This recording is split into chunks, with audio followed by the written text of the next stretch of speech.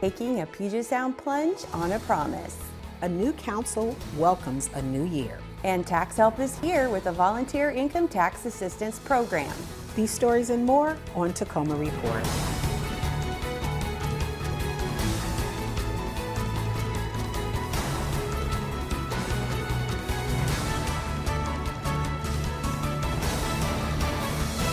Hi, I'm Angie Foster. And I'm Laura Proctor.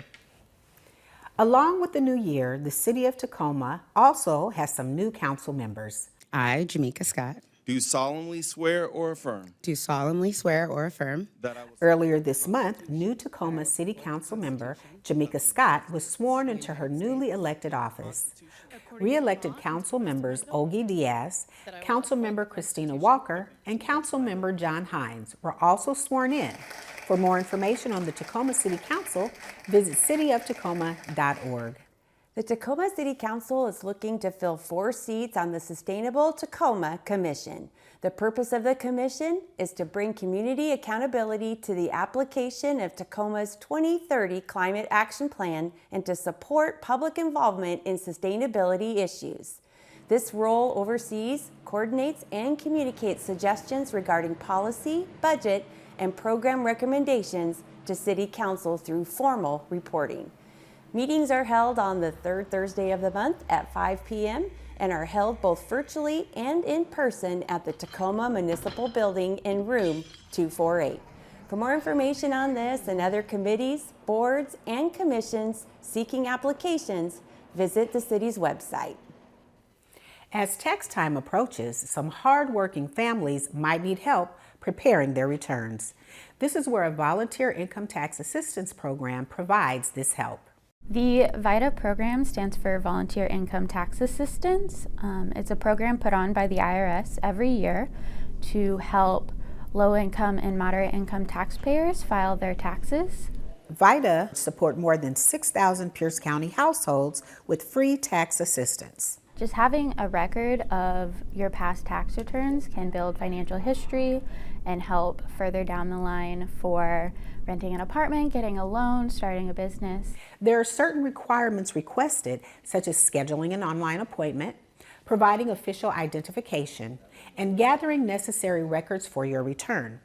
Check out the Associated Ministries website with links for more information and appointments. The Tacoma Arts Commission recently awarded more than $150,000 in community arts projects funding. This was awarded to 28 Tacoma organizations and groups producing arts-focused community projects that are inclusive, accessible, and could work to address equity issues. Funded projects include the production of 8 cultural and arts festivals, 2 series of dance performances and workshops, 3 series of hands-on visual art workshops, and more. For a complete listing of funding programs and information about the Tacoma Arts Commission, visit the city's website. Coming up, take a deep dive into the new year. Plus, I'll be talking with Tacoma Police on their new crime data dashboard. Don't go away. The Tacoma Police Department now offers a vast collection of crime data as part of the Tacoma Police Online Crime Dashboard. With me today is Administrative Services Bureau Assistant Chief Crystal Young Haskins and Enzo Wong, Assistant Director of Information Technology. Welcome to the show, both of you. Thank you for being here today. Glad to be here. Yeah, Absolutely. So we'll start with you, Chief Young Haskins. First question. Can you tell us some of the basics about this data project and what is the dashboard? So the dashboard project was our way of partnering with ITD to provide crime data to the public and to do it in a meaningful way where they can not only see the crime data, but also see the calls for service data. And so not every call for service results in an offense, which is, crime. And so we really wanted to make that delineation, providing the public a way to take a deeper dive into overall crime data, citywide data, and then breaking it down with different map functions, where if you're concerned about your council district, if you're concerned about your business district, even breaking it down in terms of police districts and sectors. It just depends on how granular the citizen who is looking at the crime data wants to get. They can make those comparisons. It's time bound by a 5-year look back window, and citizens, as they're looking at the dashboard, can look back over 1 year, 1 quarter, 1 month, 1 week, or even just day over day. So a vast amount of data, and they can get in and play. It's very user friendly. We provided an opportunity for citizens to also provide feedback if they have questions. And so we'll be out in the community using our community liaison officers as ambassadors for the dashboard. So to continue the community education on the use and functionality of it. Okay, thank you. Thank you for that information. So now the next question is for you, Enzo. What makes the dashboard special, and how does it differ from other crime data reports the police department publishes? Yeah, that's a great question. I think it's really, I would start this dashboard is different in terms like we're being strategic, right? That's collaboration between TPD and IT. We're really using Chief Moore and Assistant Chief Haskins' strategic guidance in terms of how we develop the dashboard, what's important to the community. Really that made the difference. And we're using modern analytics technologies, right? We use Tableau, that's where the user friendliness comes in, and also provide with us good feedback, right? For example, we launched the dashboard on December 19th. It's not even a month. We can see the number of views. It's actually close to 10,000. So that's very amazing. And that definitely see it make a difference in community. In terms of the dashboard itself, certainly I think we're providing very comprehensive information, right? And we have different filters, we have maps, both offenses and police calls, really give community the opportunity to say, okay, those are the areas I'm interested in, this is the area I want to focus on, they can't do that. Mm-hmm. And then the data actually is, I would call it near real time, and we update every business day. And it's the community can see, okay, like a couple of days what's happening, the trending, they can all have that. And lastly, it's actually built on kind of true open data, right? If a user wants to really dig in, they can actually download the data we use to build the dashboard. They can analyze themselves, right? Go into details. We provide like full transparency here. Right, and clearly this dashboard is a great tool. As you just mentioned, it hasn't even been a month and you already have almost 10,000 views. Yes. And it's good for the community to be aware of what's going on in the area that they live in, or even, outskirt, whatever the issue, whatever area they're in, to know what's going on in terms of crime. Absolutely. So thank you both for that information. Now, Chief Young Haskins, next question for you. Okay. Tell us why the Tacoma Police Department prioritized this project, and why do you think it's important for the public to have access to this data in real time? Well, we prioritized it, number one, is because, most 21st century police organizations have a dashboard, and they're, working every day to be more transparent with the community. And so Chief Moore really, at the start of his administration, he went on the speaking engagements, interfacing with the community. And what we heard overwhelmingly is that we want more access to the data. And so that came back in collaboration with ITD. We thought that this is the project that we need to begin on, and it become the foundation. We want to build transparency with the community. We want people to have access to the crime data. And then we're an organization that's always improving.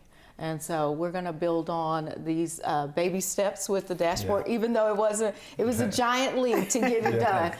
But it is a baby step that we want to continue to provide information that's accessible and build community where folks will come to the dashboard, and then that'll spur more engagement and discussion around what people are seeing with the data. Absolutely. And that's the key word, is transparency. And I'm sure the community appreciates knowing that information is available. So thank you for that as well. And then our final question for both of you. Now that this dashboard is open for business and live to the public, what's next for the police department and the information technology department? Maybe I'll start. Yeah, I think really we're looking at improving, expanding, right? I think one area we're looking at, I would call it like solidifying the technology foundation. And for example, we're using a free version. It's called the Tableau Public. And it's free, but it's limited in certain functionality. We're looking at, should we get a public-facing Tableau server, right? And given the number of views we're getting, and that's one area. The other areas will really continue our user-centered approach, right? We are getting users giving us feedback, community giving us feedback, and we definitely want to incorporate those. For example, we already get feedback to say, hey, can we have other language options, right, when you see the dashboard? And can we make it a little bit more mobile friendly? Those kind of suggestions we definitely will look at. And certainly, I think the both the offenses and cause, as Chief Haskins has mentioned, it's baby steps, right? Like there are many areas that, in terms like TPD operation, we want to share with the community. I'll have Assistant Chief Haskins to talk more about that. Absolutely. We look at opportunities where we can share information about our traffic stops and who's being cited and the demographics associated with those citations. Looking at citizen complaint and how those complaints are the final dispositions of them. So we have some ideas of additional phases that we want to do. Enzo talked more about the enhancements to the existing dashboard, but we also want to move into additional phases, offering additional information about our operations. Okay, wow, well thank you. That was quite a bit of information, and we appreciate what you're both doing individually, what your departments are doing to provide this information to the community. And I suspect that after today's show, that almost 10,000 is going to go up tremendously as far as viewers. So. Yeah. Thank you both for being here. And I want to also welcome you both to the city of Tacoma, because I know you're new to the family. So thank you again for being here. We look forward to seeing both of you again at another time. Thank you, Laura. It's been a pleasure. Thank you so much. Pleasure. Absolutely. When we return, we'll check out volunteer opportunities with Metro Parks Tacoma. Don't go away.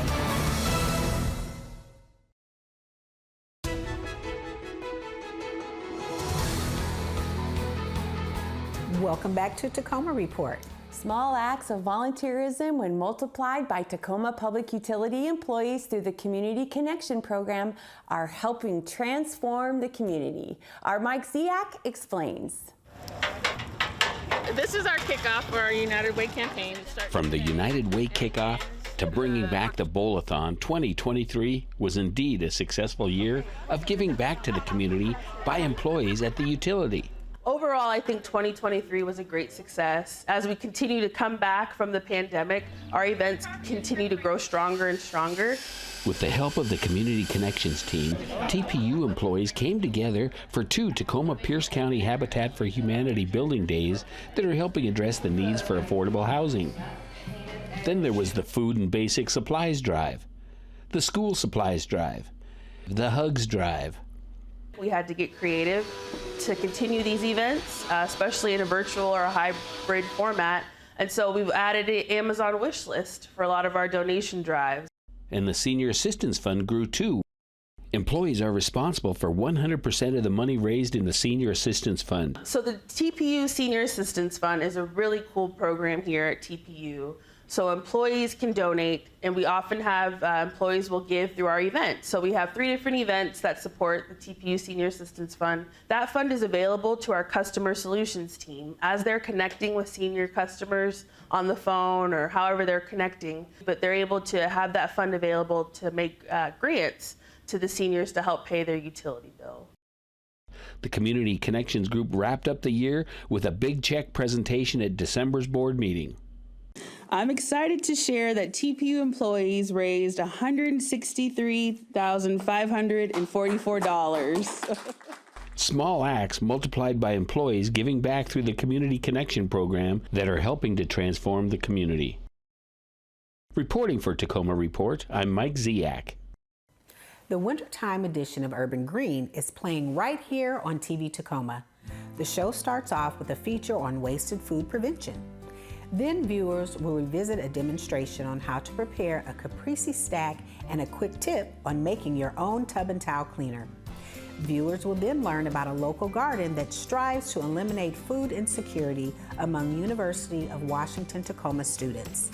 The show closes out with a segment on dehydrating emergency meals. For a listing of air dates or to watch this and other episodes, visit the city's website. If your New Year's resolution is to get outside and enjoy the great Pacific Northwest, why not help out Metro Parks Tacoma? Over the next few months, there are many work parties taking place. On the 3rd Saturday of the month, volunteers are needed at Oak Tree Park from 9 a.m. to noon. Dickman Mill Park on Reston Way also needs volunteer help with habitat restoration on the 3rd Saturday of every month as well. Help restore natural areas at Swan Creek Park during monthly work parties on the 1st Sunday from noon to 2 p.m. And finally, help maintain and restore Senator Rosa Franklin Park 9 a.m. to noon on the 2nd Saturday of every month.